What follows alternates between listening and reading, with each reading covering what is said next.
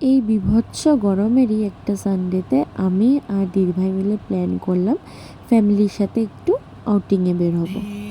কোথায় যাচ্ছি, কি কি করলাম সব তোমাদেরকে এই ব্লগেই শেয়ার করব। গেইন আমরা প্ল্যানিং করি এক জায়গায় যাওয়ার আর চলে যাই কোনো অন্য জায়গাতেই। এই দিনও ঠিক তেমনই কিছু একটা হয়েছিল।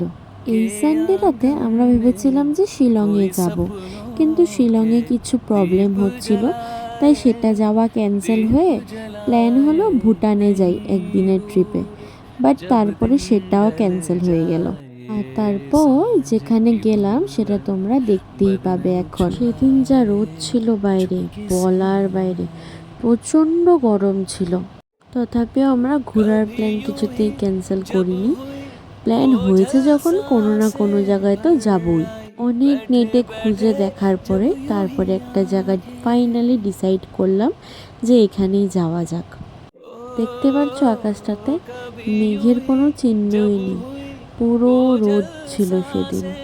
একটা জায়গা গিয়েও আমরা পাইনি, বাট তারপরেও আমরা অন্য জায়গার প্ল্যান করতেছিলাম যে আবার কবে ঘুরতে যাব, কোন জায়গায় গেলে ভালো হবে।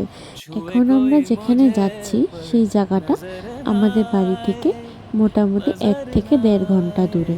ওখানে যাওয়ার সময় আমরা যে রাস্তাটা পেয়েছিলাম সেটা খুব সুন্দর ছিল, চারোদিকে গাছে ভর্তি ছিল। ঠিক এই জায়গাটাতে এসে আকাশে একটু মেঘ দেখা যাচ্ছিল, কিন্তু তথাপিও বৃষ্টি সেদিন আসেনি।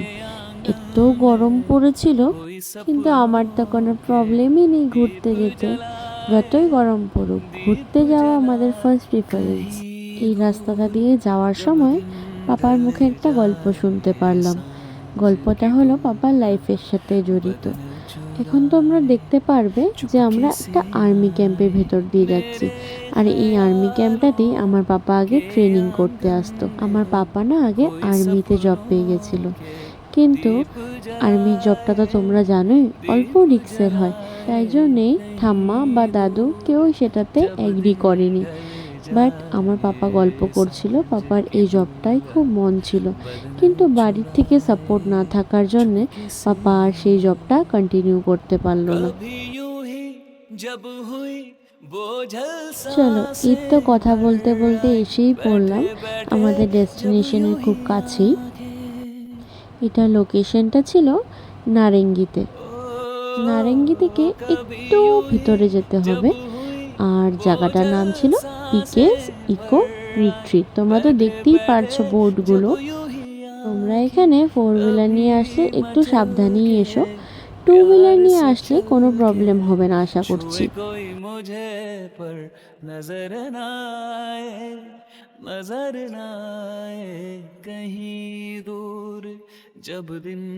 এই তো কথা বলতে বলতে চলে আসলাম এখানে। আমরা গাড়িটা পার্ক করলাম, এটা পার্কিং এরিয়া ছিল।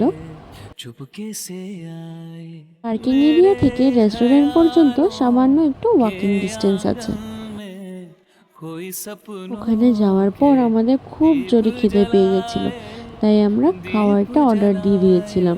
স্টার্টার্সে ছিল chilli baby corn, French fries আর ফিশ ফিঙ্গার। স্টার্টার্সটা তো খুব টেস্টি ছিল। এই চিলি বেবি কর্নটা না one of my favourite dish. আমার ওখান দেখে আবার খেতে ইচ্ছে করছে এসব। আর এটা মেন কোর্সের জন্য ছিল। মেন কোর্সে মাটন আমরা নিয়েছিলাম, চিকেন বাটার মশলা নিয়েছিলাম, ফ্রাইড রাইস নিয়েছিলাম, পনির বাটার মশলা নিয়েছিলাম, আর তন্দুরি চিকেন নিয়েছিলাম।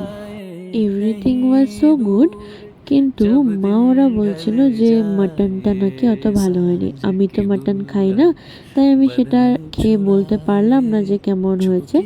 বাট অন্য আইটেমসগুলো খুব ভালো ছিল, শুধু তন্দুরি চিকেনটা অত ভালো ছিল না, কেন কি সেটা ব্যাম্বু শুট দিয়ে বানিয়েছিল, আর আমরা ব্যাম্বু শুট অত একটা পছন্দ করি না।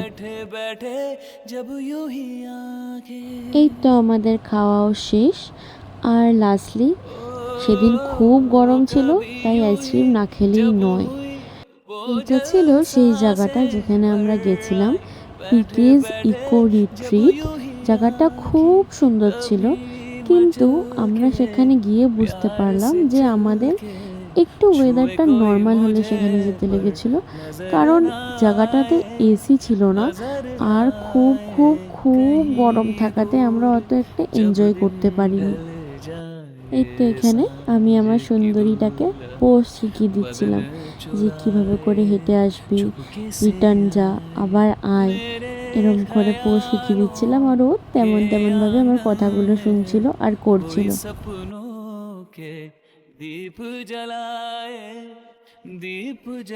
এই জায়গাটা দেখো, এখানে না একটা খুব সুন্দর ওয়াটারফল ছিল, কিন্তু আনফর্চুনেটলি সেদিন আমাদের সেখানে যাওয়া হয়নি, কারণ তখন অলমোস্ট 5:30 হচ্ছিল আর মা বাবা তাড়া করছিল যে ঘরে চল, দেরি হয়ে যাবে।